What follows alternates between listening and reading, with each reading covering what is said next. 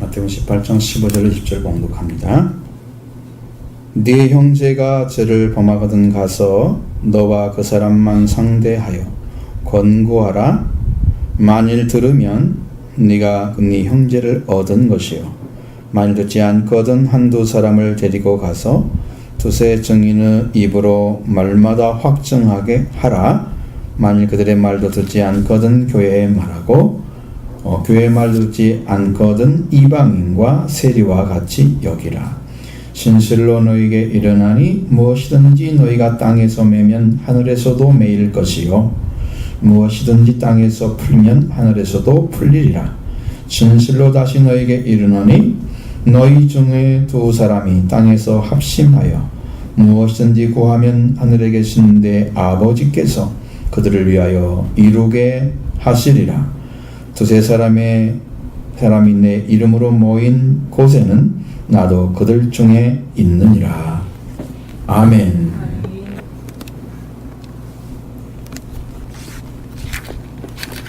오늘 형제에 관한 말씀을 주셨습니다. 형제 문제죠. 죄범한 형제를 얻느냐 얻지 못하느냐, 그런 문제. 그 이유는 죄지은 형제에 대해서 말씀하시고 그 해결하는 길을 제시하신 말씀이기 때문인데요. 그러면 우리가 이제 그 문제를 어떻게 해결하느냐, 아주 매우 중대한 중요한 그런 문제이고, 이 문제가 해결되지 않으면 신앙을 버리고 하나님을 떠나는 자가 될 거죠. 영혼의 생명을 떠난 자로 떨어지는 그런 일이 될 수 있습니다. 때문에 그들을 돌아오게 위해서 반드시 해야 할 일이 있습니다. 그것은 복음으로 땅에 매여 있는 자를 풀어주기 위해서 하는 것인데, 이 땅에서 풀어지면 하늘에서도 풀려지고, 이 땅에서 매여 있게 그대로 놔두면 하늘에서도 매여 있게 해서 묶어진다는 의미죠. 그것은 그가 곧 생명과 관련이 있다는 것을 말씀하고 있습니다. 에스겔 3장에 보면 17절에 에스겔에게 하나님께서 너를 이스라엘 파수꾼으로 세웠다. 그래서 너는 내 입의 말을 듣고 나를 대신해서 그들을 깨우치라 고 명령하고 있습니다. 에스겔 33장에 넘어가 보면 거기 1절부터 11절 말씀 안에 이스라엘 파수꾼으로 세워졌던 이 에스겔에 대한 이야기가 쭉 써 있습니다. 인자야 너는 내 민족에게 말하여 이르라. 그러면서 예를 드십니다. 가령 칼이 임할 것을 안 파수꾼은 그 위험을 감지하고 나팔을 불어 베쓰는 게 경고했는데 그 경고를 받아들이지 아니하여 칼이 임하여 그를 제거하였다면 그의 피가 그 머리로 돌아갈 것이다.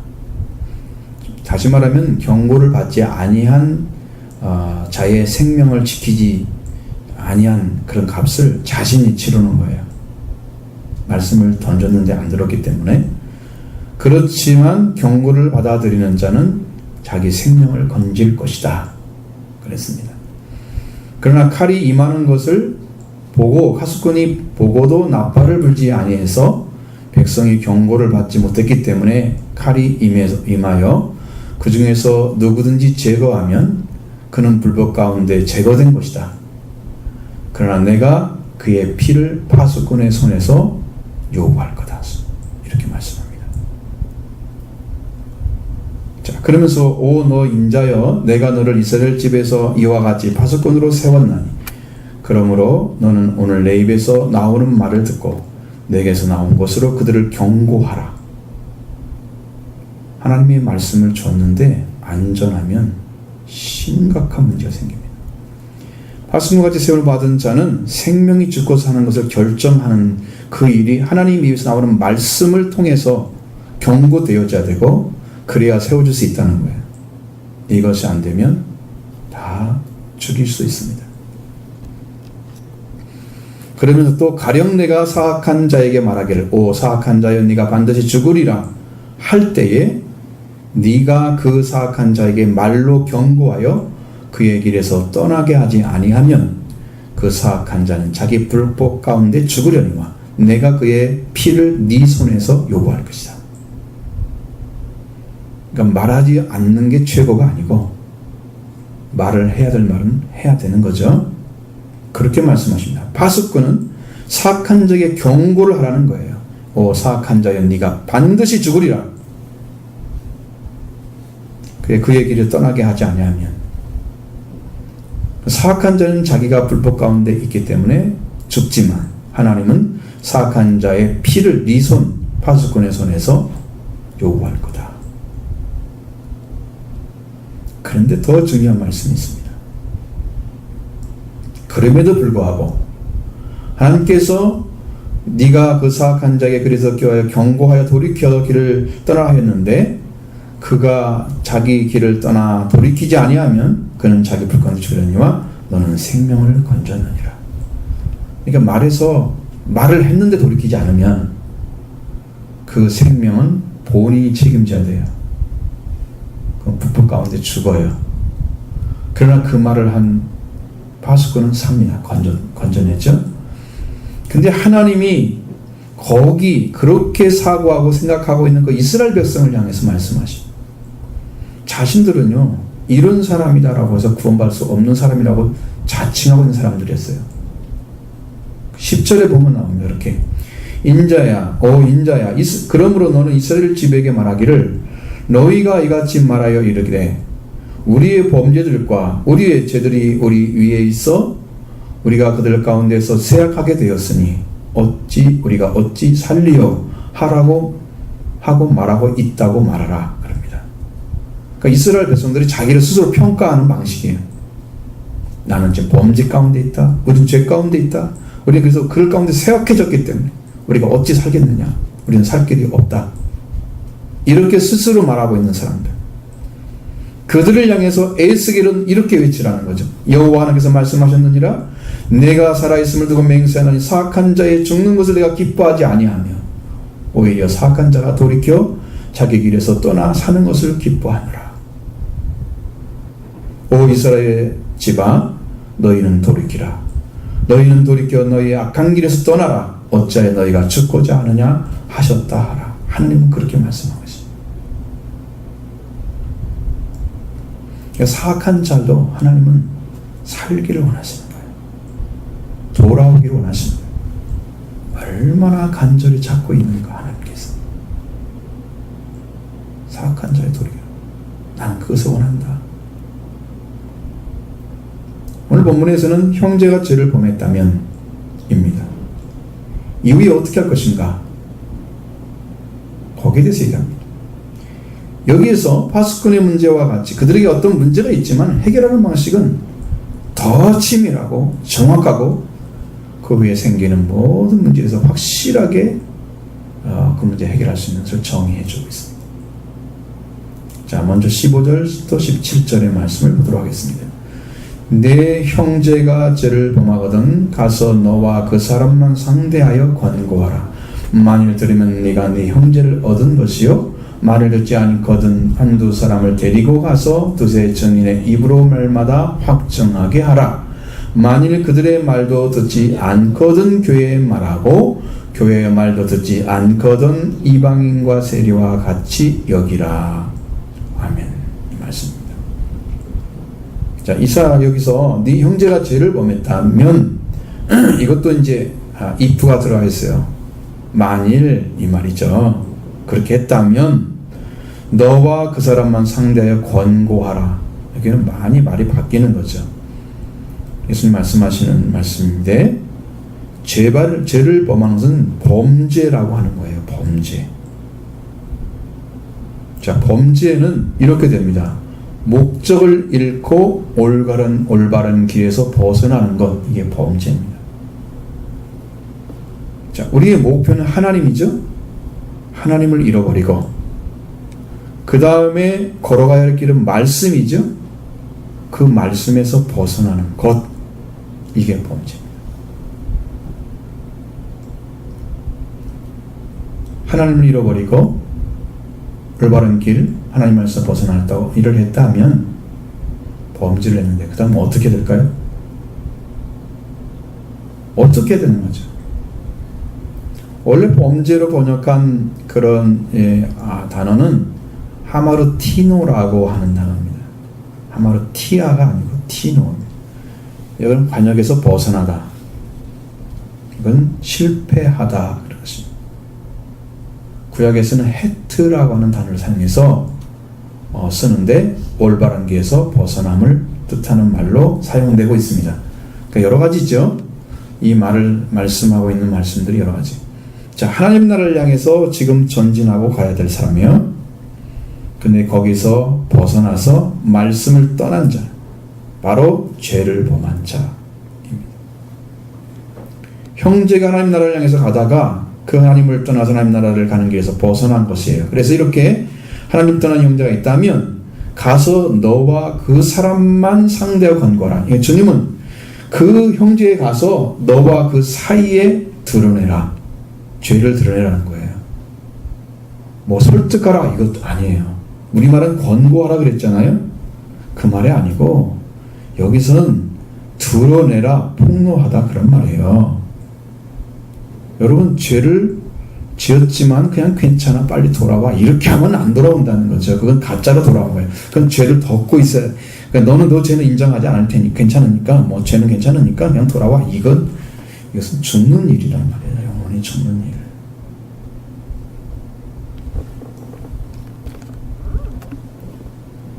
그래서 죄를 범한 형제에게 할 수 있는 말이 무엇이겠습니까?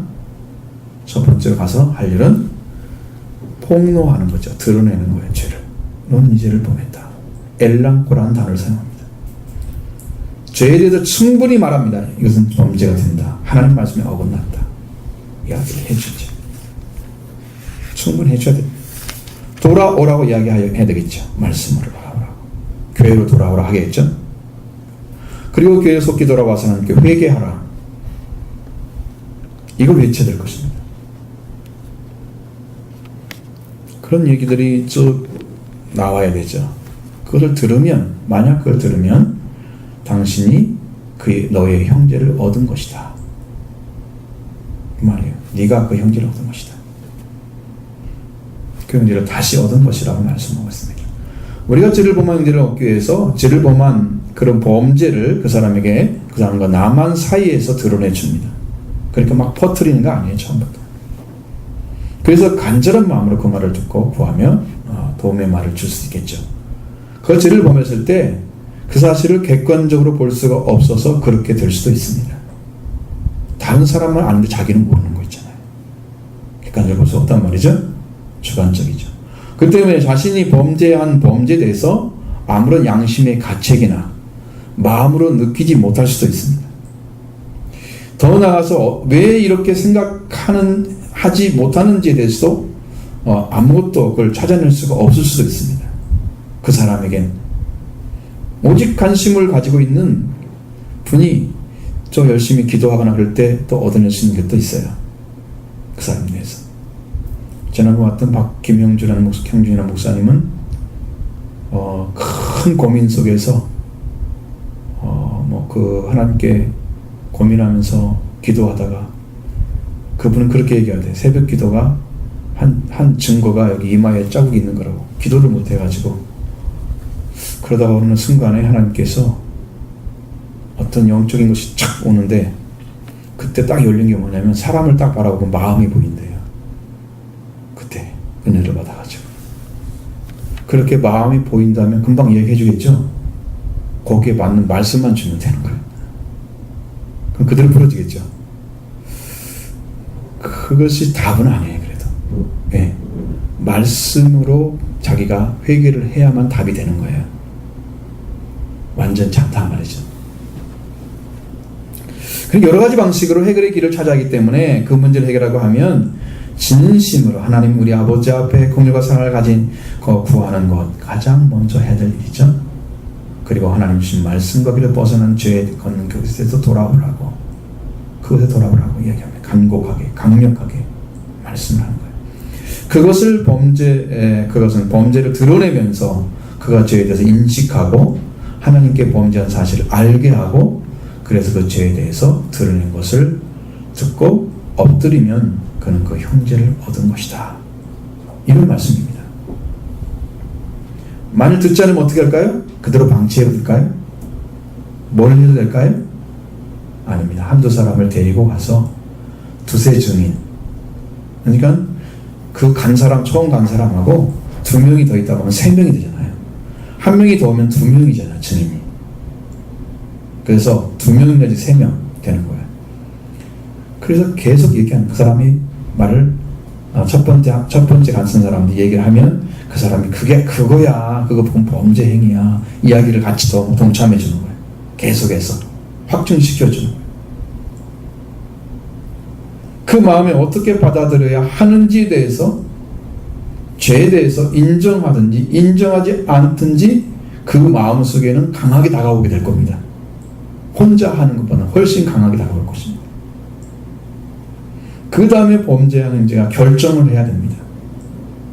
이건 죄라고 인정하든지 아니라든지 본인이 이제 결정할 차례가 오죠.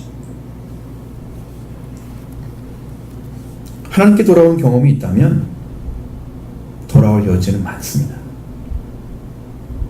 그런데 그런 경우가 아니면 심각합니다. 그것은. 어떤 사람이 돌아올 수 없느냐 하면 말씀을 듣고 믿는다 고백을 하는데 그가 자기 중심적인 신앙을 가지고 계속 그렇게 하면서 자기의 경험이나 아니면 자기의 그걸 중요하게 여기고 주관적인 신앙으로 가져갔을 때 그런 자기가 믿는 믿음이나 자기의 양심이나 자기의 판단력을 중요하게 여기게 됩니다. 누가 말씀을 가져갔다, 하나님께 말씀하다, 이건 별로 안 중요해, 그 사람에게. 그러니까 듣지 않을 수도 있습니다. 이게 무서운 거예요. 자기 주관적으로 흘러가면 그것이 큰 문제를 일으킵니다. 영원히 버림받을 수 있는 문제가 될 수도 있습니다. 틀림없는 성경.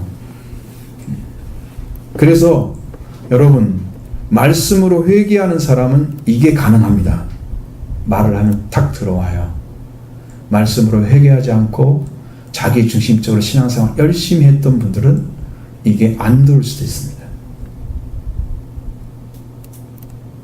이게 문제인 거예요. 돌아설 수 없는 사람은 대체로 신앙생활 동안에 회개하고 복음을 믿고 약속의 말씀 받는 신앙으로 들어가지 아니한 사람, 회개하는 사람, 회개한 신앙생활을 하지 않았던 사람들입니다. 그 사람들이 범죄했을 때 무슨 이야기하면 나는 그거 아니야, 괜찮아, 뭐 자기 스스로 결정을 하고 판단을 해버리고 죄에서 돌이키지 않고 그 생활을 계속한다. 심각한 거죠? 그렇습니다. 뭐 여기서 말씀드리기는 부적절할 수 있는데 여러분도 아시는 분이 있어요. 잘 아시는 분이 있어요. 기독방송 출연됐고 일본에서 선교도 많이 했던 분. 근데 지금은요, 그렇게 복음을 전하고 20년, 30년 살았는데 말씀 한마디도 못하는 자리에 하나님 세워버렸습니다. 내 던진 거예요. 떨어졌습니다. 지금도 회개하지 않고 있습니다. 왜 그런 일이 벌어질까 했더니 회개로 들어간 복음이 아니었어요. 그분도 회개로 깨달지 않았어요. 그런데 이제 하나님께 그래서 어느 날 살리는 그런 은혜를 입혀줬기 때문에 자살하다 살아났거든. 그러니까 그런 복음을 입혀주니까 그걸로 그냥 들어가서 쭉 간 거예요. 회개했다는 말은 한마디도 없습니다. 본인의 인생 가운데 회개하고 은혜 받다 이런 말씀 없어요. 항상 그분이 한 말은 깨달았다 이런 말을 했습니다. 야, 이제 깨달았다, 이제 답을 찾았다, 항상 그랬거든요. 근데 답이 없습니다. 자기에게는 자기가 지금 그렇게 삐뚤어지면서 답이 없습니다.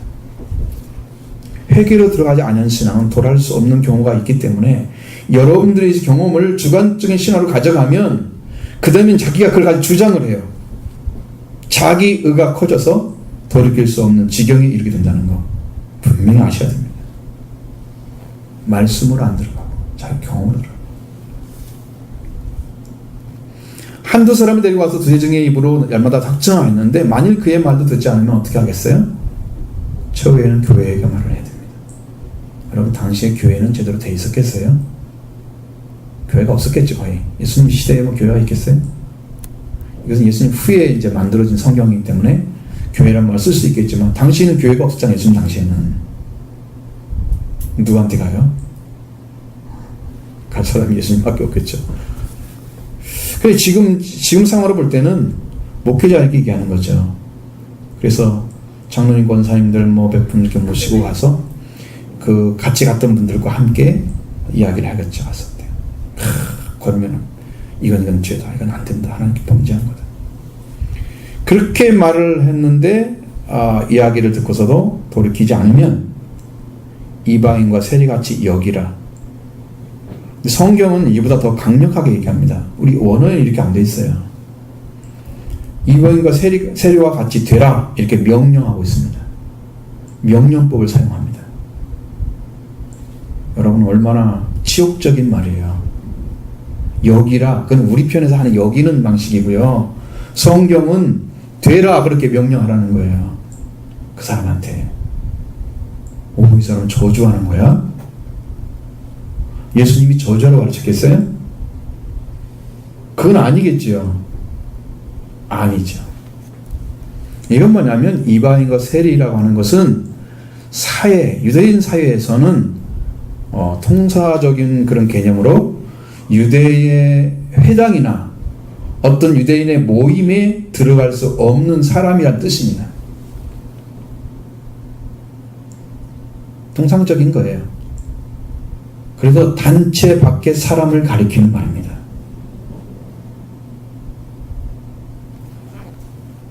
원어에는 너에게 있어서 그가 이방인과 세리처럼 되라, 하라, 이런 명령을 하라는 거죠. 각 성도들이 범죄한 형제에 대해서 대할 태도를 뜻하는 말로 교회가 이 사람을 이방인과 세리같이 되라 하는 말씀은 이들을 분리시켜서 다시는 만날 수 없는 자 같이 되게 하는 그런 목적이 아니고 그 형제가 회개하지 않았기 때문에 친교와 교류를 일절 금하고 범죄한 형제에 더 이상 접촉을 피하는 것입니다. 그래서 공동체로부터 소외라는 그런 소외라는 방식으로 압박을 해서 범죄한 형제에게 회개의 기회를 주는 거예요. 그러니까 전혀 다른 방식이죠. 예수님이 그를 버리라는 말씀은 사용할 수가 없습니다. 그런 거예요. 근데 요즘 교회는 그런 거 할 수 있습니까? 없습니까? 왜? 나오기만 해도 고맙다고 하는데 무슨 그 말을 어떻게 해요? 그러니까 교회가 판 중에 제일 나쁜 판이죠. 심각한 문제 있습니다. 자, 그러면 더욱 진리한 귀한 중요한 진리를 가르쳐주고 있습니다. 18절 말씀 봅니다. 진실로 너에게 이르노니 무엇이든지 너희가 땅에서 매면 하늘에서도 매일 것이요 무엇이든지 땅에서 풀면 하늘에서도 풀리리라. 아멘. 그래서 여러분 풀리는 문제예요. 매이는 문제고요. 자, 진실로 너에게 이르노니 무엇이든지 너희가 땅에서 매면 하늘에서도 매인다. 땅에서 풀면 하늘에서도 풀린다. 여기에 답이 있습니다. 마태복음 16장 19절에도 그 말씀이 비슷하게 나와 있어요. 거의 같은 말씀이라 맥락이 나와 있어요. 내가 천국 열쇠를 너희에게 주리니 네가 땅에서 무엇이든지 매면 하늘에서도 매일 것이요 네가 땅에서 무엇이든지 풀면 하늘에서도 풀리리라 하시고. 여러분 답은 나와 있습니다. 답은 나왔습니다. 천국에 들어가는 열쇠가 뭡니까? 네? 뭘까요? 나로 말하면 죽은 아버지 갈 수 없다는 예수님이 그랬죠. 그 예수님을 만나기 위해서 뭘 해야 됩니까? 예수님만 말하면 답을 못 찾아내요. 다 예수님 믿으러 왔는데 지금 못 가고 있잖아. 응? 천국의 열쇠는 회개가 열쇠입니다. 천국이 가까웠다. 회개하라, 천국이 가까웠다 말씀하셨습니다. 가까이 와 있다.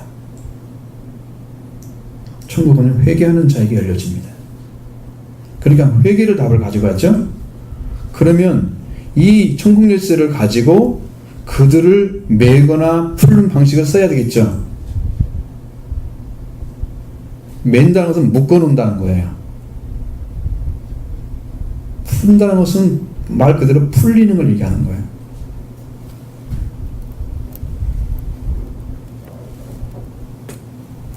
근데 여기서 이제 중요한 말씀들이 이제 나옵니다. 여기 땅에서 매다는 말씀에 매다는 말은 대오라는 단어입니다. 대오, 매다. 이건 매는 것과 왜 이 맨다고 하는 말씀은 마태복음 16장 19절이나 아니면 18장 18절에서 가르치는 권한과 징계의 권능을 뜻하는 아사르란 단어를 생각하게 만드는데, 이 땅에서 푼다는 이유는 매다 데오라는 단어와 함께 사용이 되어 있는데, 이것을 유대교에서는 사용합니다. 어떻게?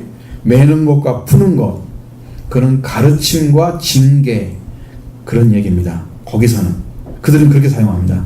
그래서 납비의 권한을 뜻하는 전문 용어예요, 이 말이. 근데 지금 성령께서 뭐라고 말씀하시냐면, 그게 맞대요. 열쇠가 맞는데 그 열쇠를 어떻게 사용하냐 그러니까, 죄사함을 얻게 하는 그 세례, 회개가 예루살렘부터 온 세상에 전파될 것이 기록되어 있다고 그러신 말씀, 거기에 답이 있대요. 거기에 답이 있대요. 그러니까 지금 여기 전해주는 말씀과 같은 것입니다. 나중에 이 말씀 쭉 드리면 이해가 될 건데, 베드로에게도 천국 열쇠를 준다 그랬는데 베드로는 주린이 그랬어요. 줬다라는 말씀이 아니에요. 아직 못 가졌다는 거예요. 베드로가 스스로가 예수 그리스도와 그 큰 복음과 성령의 충만함 받기 전까지는 이 열쇠를 사용할 수가 없습니다. 줄 것입니다. 그리고 제자들도 역시 마찬가지예요. 그러니까 그들 개인적인 권위를 가지고 자기가 천국 열쇠를 가지고 열고 닫고 그걸 못해요. 개인적인 게 아니에요. 가톨릭에서는 교황으로서 그걸 할 수 있다고 얘기합니다. 베드로는 이미 천국 열쇠를 닫고 열 수 있는 권한을 가졌다고 얘기합니다. 천만의 말씀입니다. 베드로와 다른 제자들에게 예수님께서 부활하시니 주신 권능이 뭐냐 그러면, 여러분 성경을 잘 따라와야 돼요. 지금 말씀들은 무슨 말인지 그 줄거리를 자꾸 쭉 들으셔야 돼요. 그렇지 알아듣지, 그러면 이게 어떤 말이지? 나중에 중간에 막히면 이제 그렇게 돼가지고 아이 모르겠다 이거 이제 딱 이제 포기를 하는 거야. 그때부터 말씀이 안 들려. 요한복음 20장 21절 23절 말씀에, 자 예수님께서 부활 후에 찾아오셨어요. 제자들이 찾아오셨죠? 그러면서 제자들에게 하는 말씀이, 너에게 평화가 있을지어다. 아버지께서 나를 보내신 것 같이 나도 너희를 보내노라. 이렇게 말씀하신 다음에 그들을 향하여 호흡하십니다. 크게 불죠? 숨을 내쉬고 하시는 말씀이, 성령을 받으라. 너희가 누구의 죄든지 사하면 사하여질 것이요 누구의 죄든지 그대로 두면 그대로 있으리라. 그렇게 말씀하셨습니다. 그게 사도들의 권능이에요. 이거 뭐 성경인 말씀인데 여러분 누가 질문을 하겠어요? 의문할 수 없죠. 이 말씀 속에 다 들어 있습니다. 이 말씀에 들어 있습니다. 제자들이 할 수 있는 권능은 뭐냐? 누구든지 누구 죄를 사하든지 사하는 권세 주셨다는 거예요. 사하지 않을 권세도 주었다는 거예요. 그대로 두면 그대로 죄가 있을 것이고 사하면 사해질 거다 그래요. 죄를 용서하고 죄를 용서하지 안 하는 것이 사도의 권한이 주어졌다는 거예요. 이건 생명을 죽이고 살리는 권세까지도 들어가 있는 거죠. 얼마나 놀라운 일인지 아셔야 돼요. 이 복음이 어떤 권한인지를 아셔야 돼요. 그런데 이것은 성령을 받은 후에 그들이 그 예수 그리스도를 증거하면서 이루어집니다. 근데 한 번도 네 죄를 사하거나 안 사하거나 그런 말을 한 적은 없어요. 근데 예수 그리스도가 죄를 사하는 그런 말씀을 주셨다는 얘기도 해요. 예수님의 부활로 이루어졌다고 말씀하고 있어요. 속죄도 그로 인해서 이루어졌다고 말씀하고 있어요. 다 예수 그리스도를 선포해서 그들에게 회개하는 자만 들어온 길만 열어져요. 그게 지금 열쇠를 사용하는 거예요. 천국 열쇠를. 그 열쇠예요. 근데 여기서 이 성경 말씀은 또 한 가지 이야기를 합니다. 말씀의 그 본성에 매는 것과 묶는 것이 들어있다는 거예요. 어떤 거냐 그러면 요한복음 12장 47절로 48절 여기에 보면 사람이 내 말을 지키지 아니할지라도 내가 그를 심판하지 아니하노라. 내가 온 것은 세상을 심판하려 함이 아니요 세상을 구원하려 함일러라. 그러면서 나를 저버리고 내 말을 받지 아니하는 자를 심판할 이가 따로 있는데 곧 내가 한 그 말이 마지막 날에 그를 심판하리라. 예수님은 심판 안 한다는데 예수님이 하신 말씀을 심판한답니다. 예수님은 구원하기 위해서만 일을 하신답니다. 예수님 말을 저버려 나를 저버리고 내 말을 버려도 예수님은 구원하기 위해서 일하지만 예수님이 하신 말씀은 마지막 그날에 심판할 거라는 거죠. 듣고 안 듣고를. 말씀을 따랐는지 안 따랐는지를 그날에 하나님께서 경고해서 그날에 심판할 거라는 거죠. 그러면 이 말씀을 전한 사람들은 언제 풀어졌는지 맺는지 어떻게 알 수 있어요? 그건 이제 교제를 통해서 알 수 있겠지만 나머지는 알 수 방법 없죠. 내가 말씀 전에 당신 풀어졌어 안 풀어졌어? 어떻게 알아요 그걸? 메신저들은 모르죠. 왜? 그 권한이 누구한테 있기 때문에 예수님이 전하신 말씀에 있기 때문에 심판하고 구원하는 능력 열매를 맺는 것 그거 하나님이 하시는 거죠. 그래서 이거 마태복음 16장 19절이나 마태복음 18장 18절에 가장 정확히 이해할 수 있는 말씀이 마태복음 10장 12절 25절에 있어요. 여기 같이 보시죠.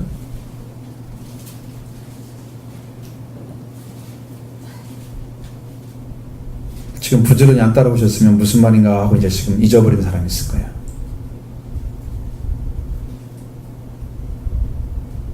마태복음 10장 12절로 15절 봅니다.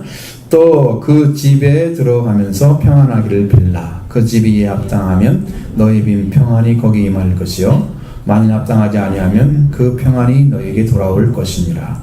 누군지 너희를 영접하지도 아니하고 너희 말을 듣지도 아니하거든 그 집이나 성에서 나가 너희 발의 먼지를 떨어버려라. 내가 진실로 너희에게 이르나니 심판날에 소돔과 고모라 땅이 그 성보다 견디기 쉬우리라. 아멘. 예수님이 지금 저들을 보내잖아요. 파송하죠. 영접하지도 않고 제자들의 말을 듣지도 아니하거든.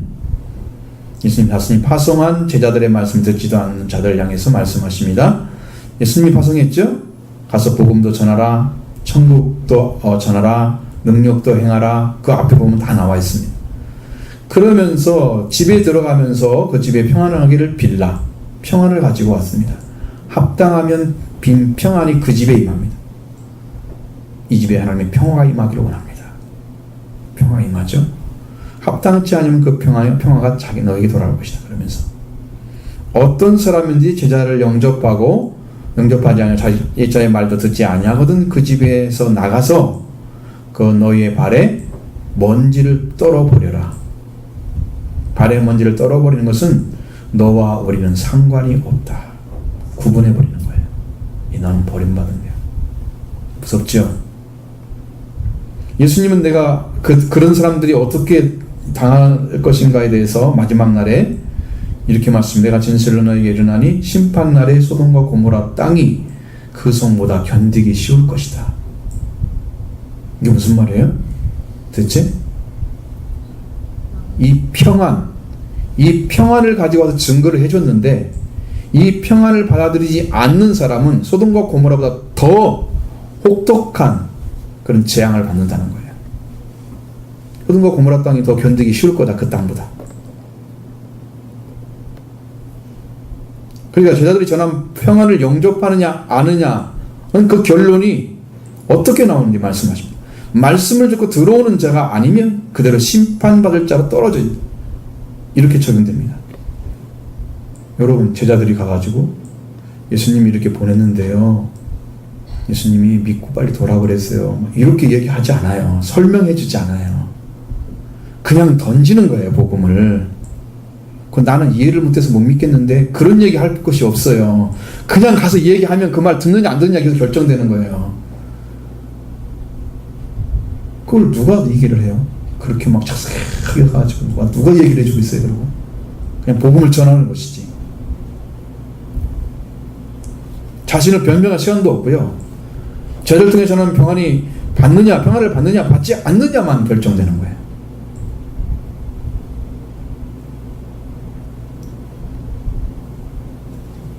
자, 이것은 어디에 맞춰져 있냐면 하나님께 심판을 맡기는 거죠. 하나님의 심판을 내리게 하는 행위입니다. 단순하게 얘기하면 말씀을 전하거나 평안을 전하는 일은 이스라엘 사람에게 아주 크고 무거운 일이었습니다.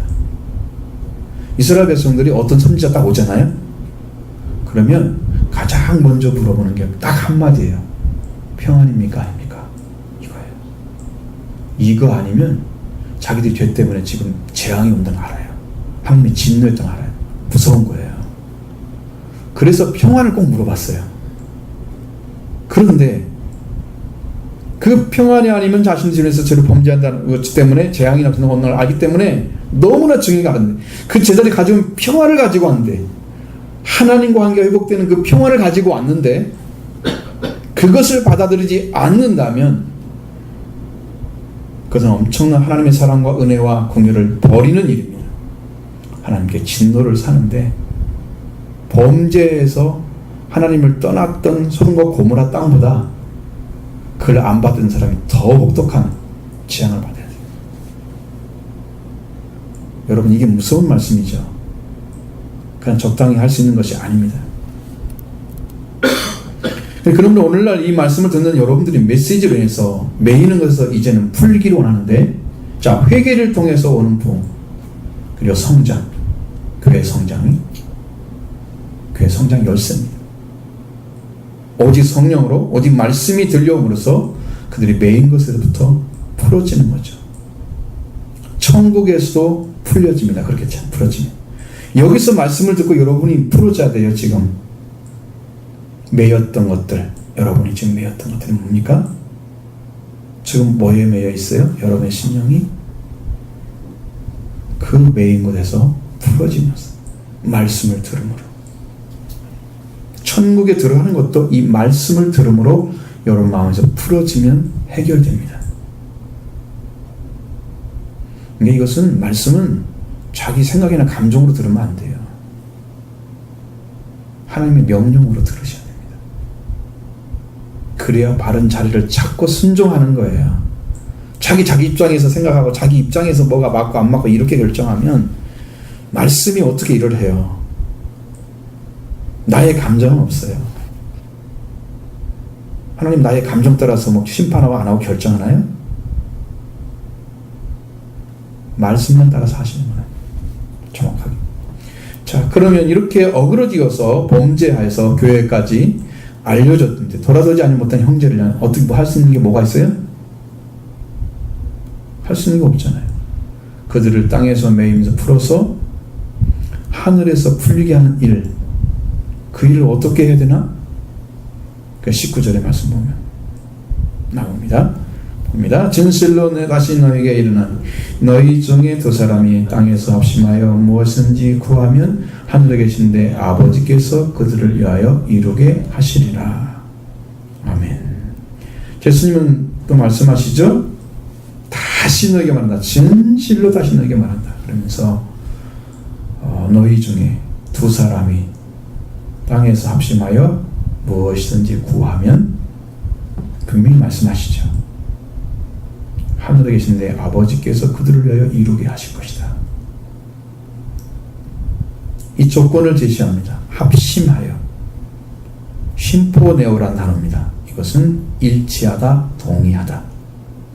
심포네오란 말은 일치하다, 동의하다. 그러니까 여러분, 땅에서 합심한다는 말은 여러분 구해야 할 이유도 똑같고요.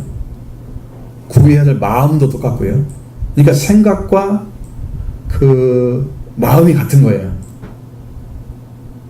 여기 일치하는 거예요. 그래서 이유도 똑같아요. 이유잖아요.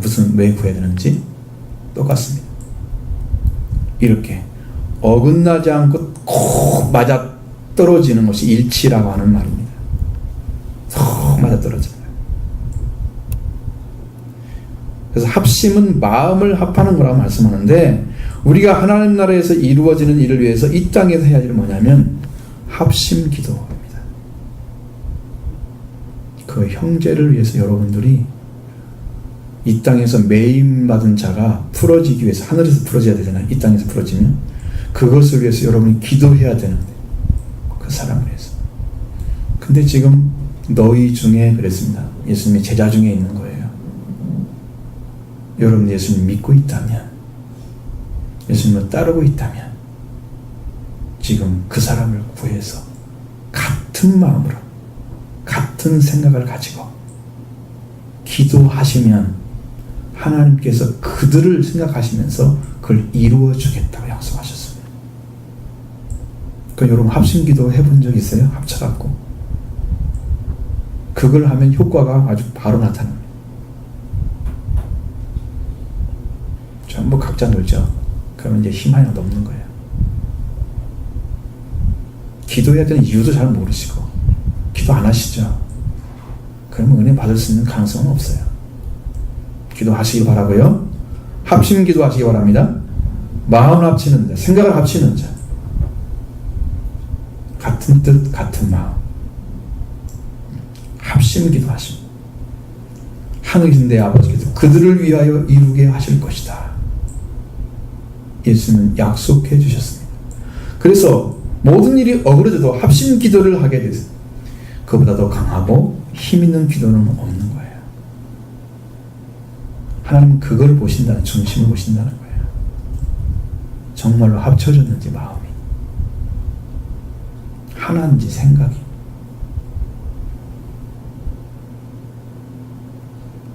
많은 사람들이 기도하면 된다, 그런 말이 아니 써 있고요. 두 사람이 딱 그렇게 말씀하고 있습니다.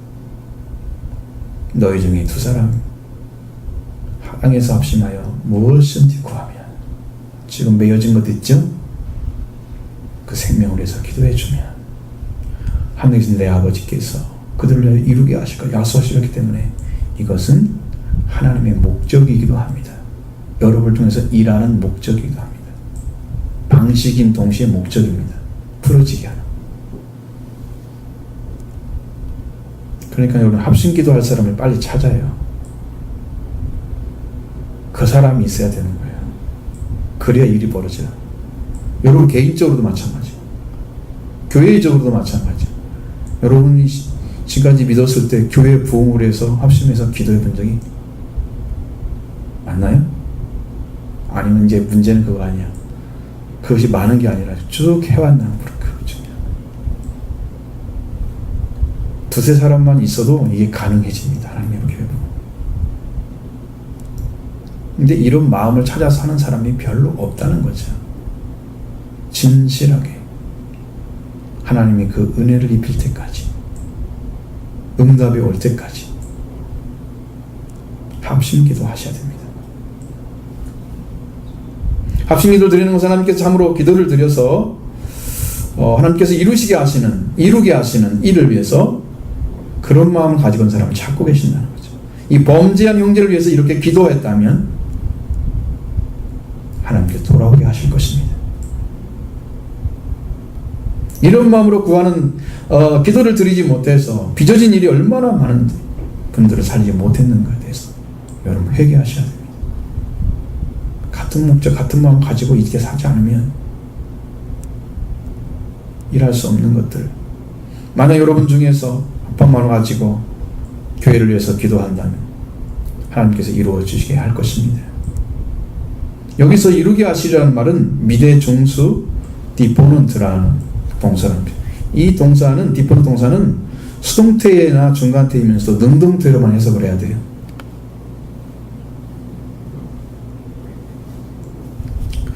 여기는 자신을 위해서 타인에게서 보내짐을 받은 능동적인 행동을 가리킵니다. 자, 여러분의 행동은 누가 합니까? 자신을 위해서 자기가 해요. 그런데 그것이 내 뜻이 아니야. 하나님께서 이루게 하시는 뜻이야. 그래서 거기에 충성하는 거예요. 그 응답을 하겠다는 거죠, 하나님께서. 자, 그러면 이제 여러분이 이제 범죄한 형제가 있으면 그 형제에 가서 일을 하게 만들어. 가서 하나님 하게 만들어. 그 전까지는 우리가 그 말씀을 가지고 이야기해 줬지만 안 들었잖아요. 그 다음은 하나님께 기도해서 합심된 사람들이 가지고 가서 하게 만들어. 하나님 하게 만들어. 그때는 안 들을 수가 없습니다. 그때는 아주 심각한 문제가 생겨요. 여기서도 펑크 내면 심각한 문제가 생겨요. 버림받을 수도 있습니다. 확실하게 말씀드립니다. 근데 그렇게까지 하나님 하지 않으시죠. 보통 신앙인들은 다 돌아옵니다. 거의 대부분들. 아까 말씀드린 것처럼 회개로 들어가지 않고 오랫동안 신앙생활 해온 사람들은 버림받을 수도 있습니다. 안 돌이켜요. 왜 그런 일이 벌어진지 하면은 자기가 살아온 삶이 의가 돼 있어요. 나는 이렇게 열심히 살고 이렇게 복음 많이 전하고 이렇게 수고했기 때문에 나는 하나님께 드릴 말씀이 있다는 거예요. 자기가 들은 것들이. 여러분, 사람이 아무리 충성해도 마지막 은혜는요, 하나님이 주신 걸로 한 거예요. 염소 중에 있는지 양 중에 있는지 확실히 표시나죠. 염소는 내가 언제 그런 일을 했습니까? 라고 질문을 하는데, 양은 염소가 나는 언제 안 했는가? 난 다 했다고 생각하는 거죠. 양은 내가 한 일이 없는데 언제 이랬습니까? 질기 작은 형제 하나에게 한 것이 나에게 한 거다. 그런데 그건 다 인정해 주죠. 자기가 한 것에 대해서 굉장히 우월감을 가지고 나는 다 했는데 인정받지 못하는 거예요. 염소들. 그럼 왜 차이가 나냐 그러면 양은요 자기 마음으로 하는 게 아니에요. 주님의 마음으로 해요. 그래서 내가 한 것이 아니에요. 그걸 알아요, 중심이. 제가 이 교회를 지을 때마다 고백했던 것은 하나님이 하셨습니다. 나는 한 것 아무것도 없어요. 나는 기도한 것밖에 없어요. 그렇게 고백했습니다. 똑같은 거예요. 그것은 원리가 내가 한 것이 있다면 벌써 양의 자리에서 떠난 거예요. 염소예요. 나는 한 것이 없습니다. 여러분이 하나님께서 교회 세운 목적을 가지고 부흥과 성장에서 합심하여 기도하는 두 분만 있다면 교회는 분명히 성장할 것입니다. 두 사람 빨리 찾으시기 바랍니다. 마지막 20절 봅니다. 두세 사람이 내 이름으로 모인 곳에는 나도 그들 중에 있느니라. 아멘. 2명이든 3명이든 예수님으로 이름으로 모인 곳에는 예수님도 그들 중에 계신다. 둘이나 셋, 작은 숫자를 의미하는 거예요. 그런 숫자 개념이 아니죠. 작다는 의미예요. 우리가 지금 두세 사람 모인 거 생각해요. 우리 교회가. 그러면 예수님 모인 이곳에 예수님이 거기서 계시는 거예요. 그래서 예배가 하나님께 들어가는 거예요. 예수 이름으로 모였기 때문에. 그 예배를 드리면서 하나님께 영광 돌려드리죠. 뜨겁게 일어나게 되죠. 모든 자녀들 뜨겁게 일어나서 복을 누리는 삶이 사라지기를 간절히 바랍니다. 마음에서 진정으로 열정을 품으셔야 됩니다. 열정을 품는 사람들의 특징은 사명감을 아는 거예요. 사명을 아는 거예요. 열정이 없는 사람들은 교회에 무슨 일을 해야 될지를 모르고 있기 때문에 열정이 사라지는 거예요. 한번 여러분도 생각해 보세요. 교회 지금 하나님의 나라와 영광을 위해서 또 민족과 인류를 구원하는 복음을 전하기 위해서 우리에게는 세움받았다. 이곳에는 신부된 자들이 가득 채워지는 교회다. 그러니까 우리가 무엇을 위해서 일을 해야 될까? 우리는 무엇을 위해서 일을 해야 돼? 목적이 뭐예요? 여러분이 거기서 그걸 찾아야 돼요. 사명의식을. 사명의식을 고쳐야 돼. 10년 안에 들어가야 돼. 그래서 나는 이렇게 살아야 되겠구나. 그러면 내가 이 목적을 위해서 목숨을 걸겠다. 사명의식이 딱 생기면 열정이 회복되는 거예요. 무엇을 위해서 일하는 거가 별로 없으니까 여러분이 그냥 신앙생활 열심히 하고 구원받고 하나님 자녀 회복되는 거 요것만 생각하잖아 지금. 여러분이 그렇게 돼서 교회는 어떻게 할 건데 앞으로? 교회가 앞으로 어떻게 될 건데? 거기는 관심이 없잖아요.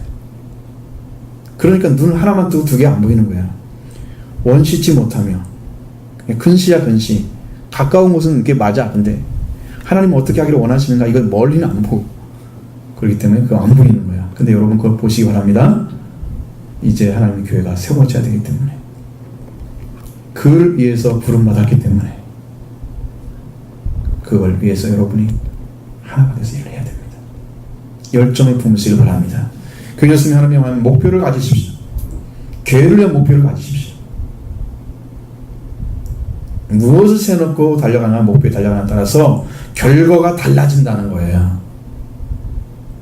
달리는 자는 일동이 목표다. 경계하는 사람. 그러면 그 목적을 두고 탁 거기 보면서 그걸 향해서 전속 달리는 거죠. 운동선수 중에 뭐 전속력 아는 사람 있겠어요? 자기 실력이 좀 부족해서 못 따라가는 거지. 1등은 1등대로, 꼴등은 꼴등대로 최선을 다할 것입니다. 자기 능력대로. 그 뛰어도 안 뛰어지는 건 어떡해? 그건 할 수 없는 거야. 응? 그런데 그런 목적 자체가 없는 것은 아주 심각한 문제 가지고 있는 거예요. 그래서 오늘 여러분들의 심령에 범죄한 동지를 돌이킬 수 있는, 그래서 그를 위해서 어떻게 기도할 것인지, 생명을 위해서 살 건지, 하나님 앞에 나오지 못한 형제를 해서 어떻게 할 건지, 빨리 결연을 맺으라니까 두 사람이 똑같은 마음 가지고 정말로 한번 해보세요. 성경대로. 그러면 아버지께서 이루게 하신대요. 그걸 경험하게 하시면, 한 번만 경험하면 그거 하라고 안 해도 해요. 지금 결론이 안 나오니까 지금 못하는 거잖아. 근데 해본 적이 없으면 결론이 나올 수가 있나? 한번 해보시죠. 그렇게 해서 말씀에 순종하는 자에게 복이 있을 것입니다. 하나님께서 하는 말씀들은 여러분에게 엄청난 비전과 소망을 줍니다. 순종했을 때 일어나는 결과는 여러분들이 상상할 수 없는 그런 결과들이 옵니다. 그런 비전을 가지시고 그런 믿음의 말씀으로 받아서 순종하는 삶이 되길 바랍니다.